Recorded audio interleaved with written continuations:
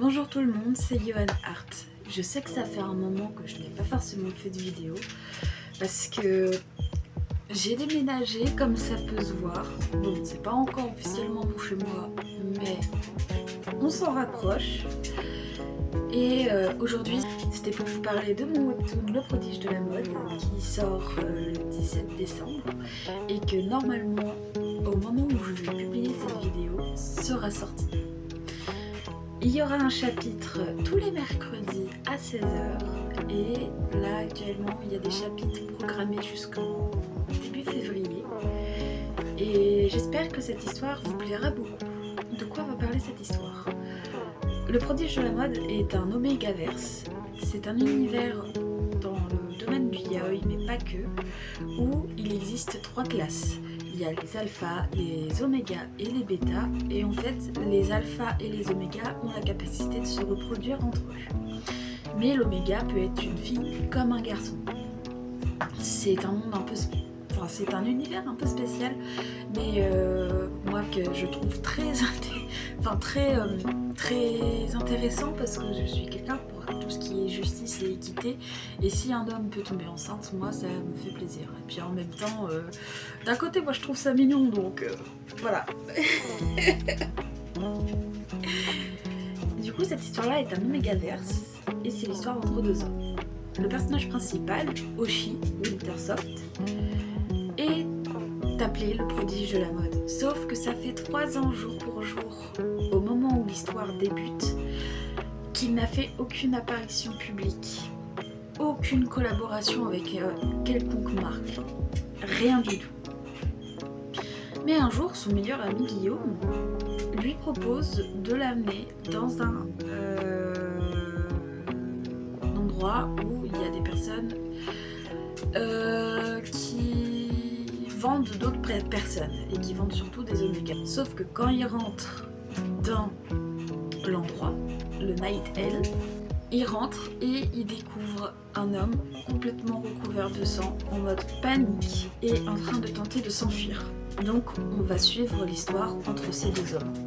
Le premier homme qui s'appelle Samir, enfin l'homme recouvert de sang s'appelle Samir, et Oshi Wintersoft. On va suivre leur histoire, leur romance, comment vont se développer ces sentiments, alors que de l'autre côté il y a aussi le meilleur ami, il y a aussi l'ami d'enfance de Oshi, il y a aussi beaucoup d'autres personnages qui sont assez importants et très intéressants. Mais voilà, enfin, c'est une histoire un petit peu compliquée quand même. Enfin, ça parle beaucoup de sujets un petit peu durs, tout ce qui est alors prostitution, tout ce qui est esclavage, tout ça et tout, considérer un être humain comme un jouet. Enfin, si vous êtes sensible à ce genre de thématique, je vous déconseille de lire cette histoire parce que c'est très plongé dedans. Il y a aussi énormément de tout ce qui est manipulation mentale, tout ça et tout. Et c'est aussi une histoire qui est classée moins de 18. Voilà. Il y a des petites scènes un peu érotiques, voilà.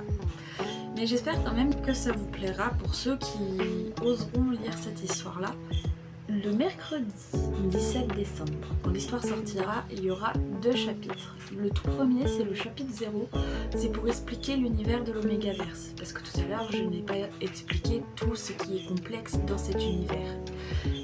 Et le deuxième chapitre est le tout premier chapitre de cette histoire-là, avec le prologue et le début des chapitres. Les chapitres font à peu près une 30aine de cases. Donc ils peuvent peut-être paraître courts, mais ils paraîtront moins courts que moi si j'avais un colloque qui était vraiment basé sur tout ce qui était humoristique. Alors que là, mon projet, le prodige de la mode, lui, c'est surtout scénario, développement de personnages, etc. Donc certes, ça va pas être des énormes chapitres pour l'instant de ceux qui ont été préparés. Il y en a environ 9 qui ont été préparés, mais il y a quand même une sorte de logique dans les chapitres, en tout cas de ce que j'ai essayé de retransmettre. Du coup, quand vous lirez cette histoire-là, n'hésitez vraiment pas à me faire un retour dans les commentaires pour me dire les défauts de l'histoire, parce que j'ai besoin d'un avis extérieur.